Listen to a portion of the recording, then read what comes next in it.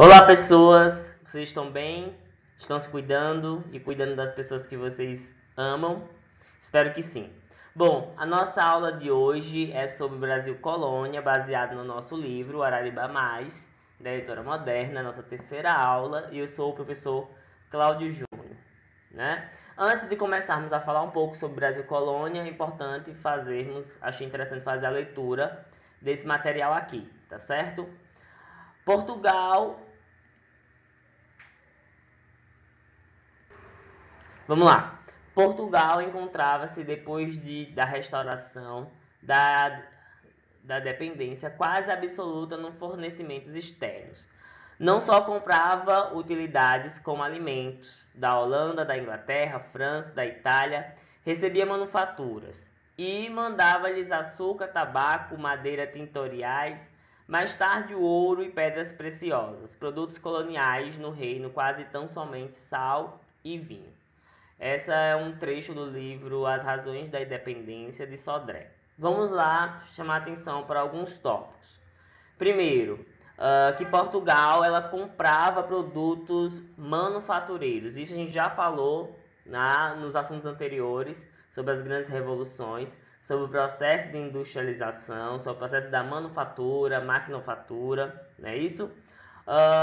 Ou seja, Portugal vendia para esses países produtos como o tabaco e o açúcar, que eram produzidos principalmente aqui no Brasil, na colônia, e comprava produtos como tecido, que eram produtos manufaturados ou maquinofaturados. Ou seja, produtos mais caros. Deixa eu tentar fazer um exemplo para que vocês possam entender até no contexto de hoje. Nós somos um dos maiores produtores de suco de laranja. E somos também um dos maiores consumidores do refrigerante Fanta. O refrigerante Fanta pertence à Coca-Cola, que é uma empresa norte-americana, né? Aí raciocina comigo, a gente vende o suco de laranja, 1 litro de suco de laranja, a um X valor. E a gente compra a Fanta, 1 litro de Fanta, a um Y valor. Porque aquele suco já foi industrializado, já não chegou pra gente no formato de suco. Já é um refrigerante. Então ele encareceu, né? Isso lamentavelmente, gente, acontece até hoje. O Brasil é sempre maiores produtores de agricultura, por exemplo, de soja, carne bovina. Porém, vou dar lá outro exemplo. O que adianta a gente vender, por exemplo, 1 tonelada de soja e comprar da Alemanha, por exemplo, 1 tonelada de motores? Claro que um motor para carro, para qualquer outra coisa, é muito mais caro do que soja. Consegue entender que os produtos, quanto mais industrializados, quanto mais tecnificados, mais caro ele fica? Então, quando um país vive apenas dessa agricultura, ela tem uma balança comercial desfavorável, que é o caso de Portugal, aí basicamente no século XVI, século XVII, em que vendia muito mais produtos orgânicos, naturais, e comprava produtos manufaturados. Então a dívida era maior do que o lucro. E isso estava causando uma crise financeira muito grande na metrópole, Portugal, mas que também vai ser refletida aqui no Brasil. Bom, vou só fazer uma análise geral do Brasil Colônia. Você sabe que os portugueses eles chegaram aqui em 1500, invadiram esse território. É importante lembrar vocês, existe uma diferença muito grande entre descobrir e invadir. O que eles fizeram foi invasão. Aqui existiam várias comunidades indígenas, como os tupiniquins, tupinambás e muitos outros, né, que tinham linguagens diferentes, rituais diferentes, que eram algumas tribos ou comunidades muito próximas e comunidades também rivais. Então tinha toda uma conjuntura social aqui quando esse povo, o povo branco europeu, chegou aqui e invadiu, né? No processo de invasão ele começa de maneira muito sutil, depois a gente sabe que vai pelo processo de escravização, de início das comunidades indígenas, depois, né, do fortalecimento da escravização da mão de obra negra. É dividida em capitanias hereditárias em 1534. O que são as capitanias, professor? São regiões, grandes porções de terra que foram entregues a senhores para serem administrados. Essas capitanias seguiam um pacto colonial, Ou seja, elas não podiam, por exemplo, vender produtos entre elas, elas tinham que vender sempre para a metrópole e comprar o produto da metrópole. Exemplo, a gente produzia, eu sou da capitania de Pernambuco, que deu origem ao estado hoje de Pernambuco, e eu produzia açúcar, então eu produzia cana-de-açúcar, mas o processo de transformação da cana-de-açúcar em um açúcar que possa ser consumido, isso quem faz é a metrópole, porque é preciso que a gente compre da metrópole por um valor maior, né? Isso, obviamente, dando mais lucro a Portugal. É imprescindível que vocês saibam, durante todo o processo de colonização do Brasil, Portugal, assim como outras nações do mundo, que também exploraram outras nações do mundo, né? A exemplo do continente africano, que foi explorado por várias outras nações, também, né? Portugal está aí no meio. É um processo de exploração muito grande, né? Eles sugam todos os recursos naturais que aquele espaço tem. A madeira tingível, que aparece no texto anterior, é o pau-brasil, né? Que tem esse nome Brasil pela brasa, pela cor do fogo que tem no seu interior, que era usado para pintar tecidos. Então eles exploram tudo nesse território. Tudo que eles acham que pode gerar riqueza, eles vão explorar. Esse tratado, né, de Meteoin, acho que é Meteoin, se pronuncia desse jeito, de 1703, né, já no século XVIII, é um tratado que dizia assim: Portugal pode vender o seu vinho para a Inglaterra à vontade e a Inglaterra pode vender o seu tecido para Portugal à vontade. O problema é que, mais uma vez, o preço do vinho era muito menor do que o do tecido, porque o vinho era uma coisa que as sociedades europeias já sabiam mexer e obter há muito tempo, né? A datação do vinho é antes de Cristo. Então percebam como é um comércio desfavorável para Portugal e isso influencia o que o livro vai querer tratar, que é a crise. Uma crise econômica muito forte, tá? Existia, e aí quando essa crise bate, em especial no século XVIII, em Portugal, bate de frente, nomes como Sebastião José de Carvalho e Melo, que é o Marquês de Pombal, vai se destacar. Ele aqui no Brasil, né, na capitania de São Salvador, na cidade de Salvador, que é a primeira capital do Brasil, tá? Ele vai criar sanções, né, enquanto ministro do rei Dom José I. Ele vai criar sistemas como, por exemplo, em 1751, casas de inspeção. O que é uma casa de inspeção? Nenhum tabaco, nenhum açúcar poderia ser vendido no Brasil se não passasse pela inspeção de pessoas, né, funcionários do governo temporário, né, funcionários, obviamente, da coroa portuguesa, para saber se não está tendo alguma enrolação, né, se esses produtores não estão escondendo alguns produtos e vendendo para piratas. Então, tudo isso é uma forma de fiscalizar para que Portugal receba a maior quantidade de lucro possível. A proibição da escravização indígena. Essa proibição, gente, em 1758 não acontece porque eles são bonzinhos. Ah, os portugueses são bonzinhos. Não são bonzinhos. Eles exploraram e muito. Isso acontece porque eles estavam visando a mão de obra negra. O processo de escravização da mão de obra negra, porque era muito mais lucrativo o tráfico negreiro. E aí é importante lembrar você, pessoa negra, que você não é descendente de uma pessoa escrava. Você é descendente de uma pessoa que foi escravizada. Escravizada e obrigada a vir para esse território. Obrigada a vir para cá trabalhar, né? É claro que houve também uma expulsão dos jesuítas, porque eram pessoas muito próximas às comunidades indígenas que poderia estar atrapalhando os negócios da coroa portuguesa, né? Vale lembrar também que mesmo com a proibição da escravização indígena, não significa que acabou a escravidão indígena, porque ela persiste. Lamentavelmente, a escravidão em si existe até hoje. Nós temos relatos no Brasil de pessoas que foram encontradas trabalhando em situações análogas à escravidão, ou seja, muito semelhantes à escravidão, tá? Existiu a transferência do governo de Salvador para o Rio de Janeiro, né? Antes era em Salvador, passou para o Rio de Janeiro, porque, obviamente, o café era um outro produto que estava chamando muita atenção, a atenção internacional, e lá eram terras, né, muito melhores para o cultivo dessa agricultura. O esgotamento das minas, então as minas elas começam a se esgotar em Minas Gerais, afetando ainda mais essa crise financeira.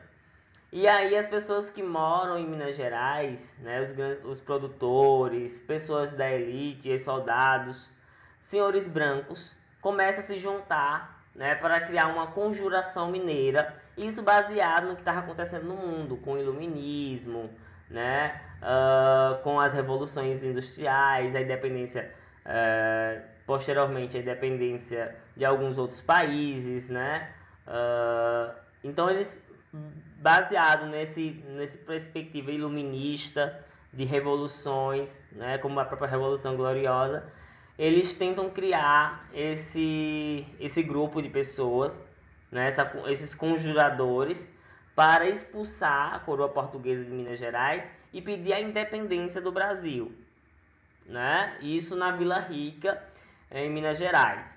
Por quê? Porque eles já estavam devendo bastante a Portugal, mais de R$1 milhão. E existia uma lei chamada Lei da Derrama, de 1788, em que esses produtores de ouro tinham que entregar mais de 100 toneladas de ouro com essa lei. Então eles não tinham essa quantidade toda de ouro, porque o ouro estava esgotando. O ouro é um recurso natural que esgota, né? Então se junta com conjuradores, são vários esses conjuradores, mas o que mais se destaca é o Joaquim José da Silva Xavier, também conhecido como Tiradentes, né, por causa do seu trabalho quanto dentista. Então quem são? São homens brancos, né, da sociedade da elite mineira. O que eles desejavam? A independência de Portugal, desejavam o fim das dívidas com Portugal, o fim dessa exploração portuguesa. Mas o que é que eles, por exemplo, não se ajustaram? A escravidão, por exemplo, de pessoas negras e indígenas. Alguns poucos defendiam o fim da escravidão e outros, sua maioria, não queriam o fim da escravidão, até porque eles são pessoas brancas e, obviamente, iriam se favorecer dessa escravidão.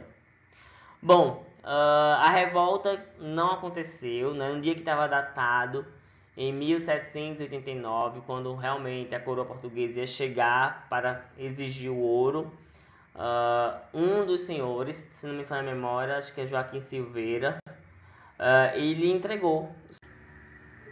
Olá, pessoas! Vocês estão bem? Estão se cuidando e cuidando das pessoas que vocês amam? Espero que sim. Bom, a nossa aula de hoje é sobre o Brasil Colônia, baseado no nosso livro Arariba Mais, da Editora Moderna, nossa terceira aula, e eu sou o professor Cláudio Júnior, né? Antes de começarmos a falar um pouco sobre o Brasil Colônia, é importante achei interessante fazer a leitura desse material aqui, tá certo? Portugal. Vamos lá. Portugal encontrava-se, depois da restauração da dependência quase absoluta nos fornecimentos externos. Não só comprava utilidades como alimentos da Holanda, da Inglaterra, França, da Itália, recebia manufaturas e mandava-lhes açúcar, tabaco, madeira tintoriais, mais tarde o ouro e pedras preciosas, produtos coloniais no reino, quase tão somente sal e vinho. Essa é um trecho do livro As Razões da Independência, de Sodré. Vamos lá chamar atenção para alguns tópicos. Primeiro, que Portugal ela comprava produtos manufatureiros. Isso a gente já falou nos assuntos anteriores, sobre as grandes revoluções, sobre o processo de industrialização, sobre o processo da manufatura, maquinofatura, não é isso? Ou seja, Portugal vendia para esses países produtos como o tabaco e o açúcar, que eram produzidos principalmente aqui no Brasil, na colônia, e comprava produtos como tecido, que eram produtos manufaturados ou maquinofaturados. Ou seja, produtos mais caros. Deixa eu tentar fazer um exemplo para que vocês possam entender até no contexto de hoje. nós somos um dos maiores produtores de suco de laranja. E somos também um dos maiores consumidores do refrigerante Fanta. O refrigerante Fanta pertence à Coca-Cola, que é uma empresa norte-americana, né? Aí raciocina comigo, a gente vende o suco de laranja, 1 litro de suco de laranja, a um X valor. E a gente compra a Fanta, 1 litro de Fanta, a um Y valor. Porque aquele suco já foi industrializado, já não chegou pra gente no formato de suco. Já é um refrigerante. Então ele encareceu, né? Isso lamentavelmente, gente, acontece até hoje. O Brasil é sempre maior dos produtores de agricultura, por exemplo, de soja, carne bovina. Porém, vou dar lá outro exemplo. O que adianta a gente vender, por exemplo, 1 tonelada de soja e comprar da Alemanha, por exemplo, 1 tonelada de motores? Claro que um motor para carro, para qualquer outra coisa, é muito mais caro do que soja.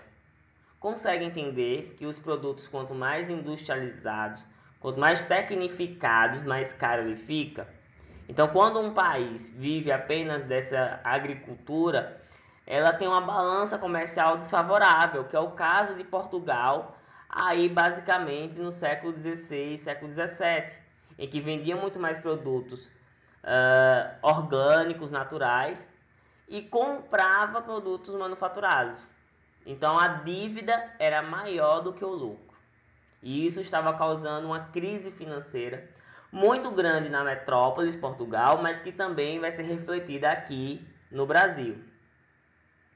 Bom, vou só fazer uma análise geral do Brasil colônia. Você sabe que os portugueses eles chegaram aqui em 1500, invadiram esse território. É importante lembrar vocês, existe uma diferença muito grande entre descobrir e invadir.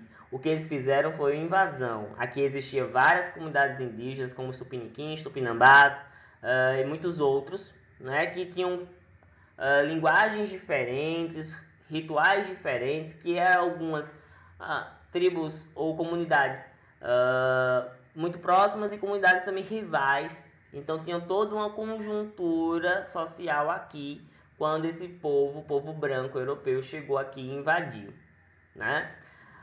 No processo de invasão ele começa de maneira muito sutil, depois a gente sabe que vai pelo processo de escravização, de início das comunidades indígenas, depois, né, do fortalecimento da escravização da mão de obra negra.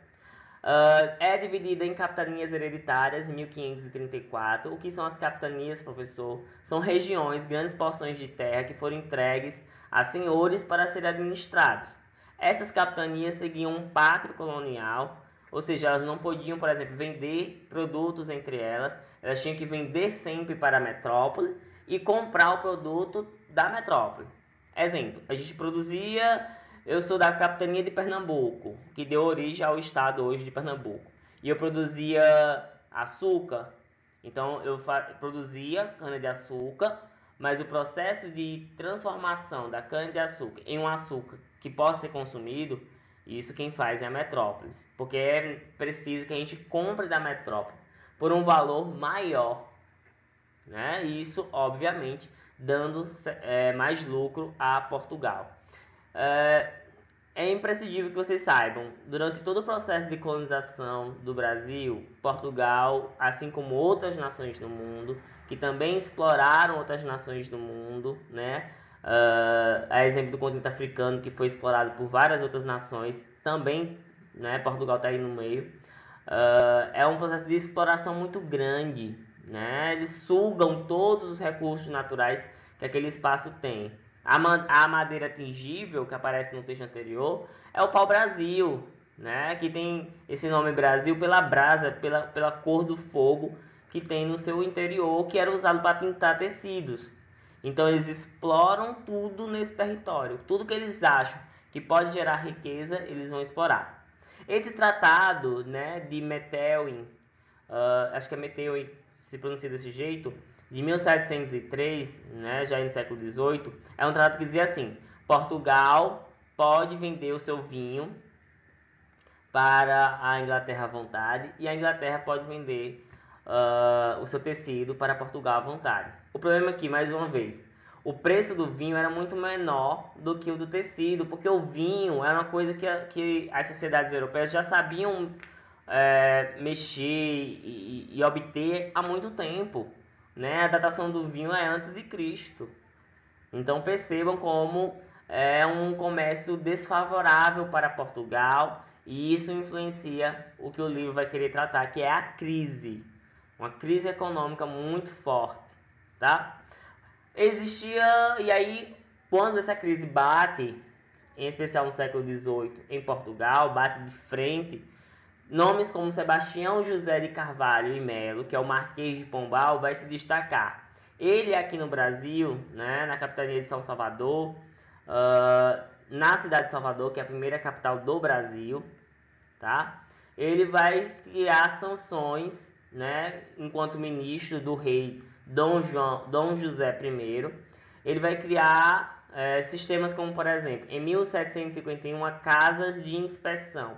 O que é uma casa de inspeção? Nenhum tabaco, nenhum açúcar poderia ser vendido no Brasil se não passasse pela inspeção de pessoas, né, funcionários do governo temporário, né, funcionários, obviamente, da coroa portuguesa, para saber se não está tendo alguma enrolação, né, se esses produtores não estão escondendo alguns produtos e vendendo para piratas. Então, tudo isso é uma forma de fiscalizar para que Portugal receba a maior quantidade de lucro possível. A proibição da escravização indígena. Essa proibição, gente, em 1758 não acontece porque eles são bonzinhos. Ah, os portugueses são bonzinhos. Não são bonzinhos. Eles exploraram e muito. Isso acontece porque eles estavam visando a mão de obra negra. O processo de escravização da mão de obra negra, porque era muito mais lucrativo o tráfico negreiro. E aí é importante lembrar você, pessoa negra, que você não é descendente de uma pessoa escrava. Você é descendente de uma pessoa que foi escravizada e obrigada a vir para esse território. Obrigada a vir para cá trabalhar, né? É claro que houve também uma expulsão dos jesuítas, porque eram pessoas muito próximas às comunidades indígenas que poderia estar atrapalhando os negócios da coroa portuguesa, né? Vale lembrar também que mesmo com a proibição da escravização indígena, não significa que acabou a escravidão indígena, porque ela persiste. Lamentavelmente, a escravidão em si existe até hoje. Nós temos relatos no Brasil de pessoas que foram encontradas trabalhando em situações análogas à escravidão, ou seja, muito semelhantes à escravidão, tá? Existiu a transferência do governo de Salvador para o Rio de Janeiro, né? Antes era em Salvador, passou para o Rio de Janeiro, porque, obviamente, o café era um outro produto que estava chamando muita atenção, a atenção internacional, e lá eram terras, né, muito melhores para o cultivo dessa agricultura. O esgotamento das minas, então as minas elas começam a se esgotar em Minas Gerais, afetando ainda mais essa crise financeira. E aí as pessoas que moram em Minas Gerais, né, os produtores, pessoas da elite, os soldados, senhores brancos, começam a se juntar, né, para criar uma conjuração mineira, isso baseado no que estava acontecendo no mundo, com o iluminismo, né, com as revoluções industriais, a independência, posteriormente a independência de alguns outros países, né. Então eles, baseado nesse perspectiva iluminista de revoluções, né, como a própria Revolução Gloriosa, eles tentam criar esse grupo de pessoas, né, esses conjuradores, para expulsar a coroa portuguesa de Minas Gerais e pedir a independência do Brasil, né? Isso na Vila Rica, em Minas Gerais. Por quê? Porque eles já estavam devendo bastante a Portugal, mais de R$1 milhão. E existia uma lei chamada Lei da Derrama, de 1788, em que esses produtores de ouro tinham que entregar mais de 100 toneladas de ouro com essa lei. Então eles não tinham essa quantidade toda de ouro, porque o ouro estava esgotando. O ouro é um recurso natural que esgota, né? Então se junta com conjuradores, são vários esses conjuradores, mas o que mais se destaca é o Joaquim José da Silva Xavier, também conhecido como Tiradentes, né, por causa do seu trabalho enquanto dentista. Então, quem são? São homens brancos, né, da sociedade da elite mineira. O que eles desejavam? A independência de Portugal, desejavam o fim das dívidas com Portugal, o fim dessa exploração portuguesa. Mas o que eles, por exemplo, não se ajustaram? A escravidão, por exemplo, de pessoas negras e indígenas. Alguns poucos defendiam o fim da escravidão e outros, uma maioria, não queriam o fim da escravidão, até porque eles são pessoas brancas e, obviamente, iriam se favorecer dessa escravidão. Bom, a revolta não aconteceu, né? No dia que estava datado, em 1789, quando realmente a coroa portuguesa ia chegar para exigir o ouro, um dos senhores, se não me falha a memória, acho que é Joaquim Silveira, ele entregou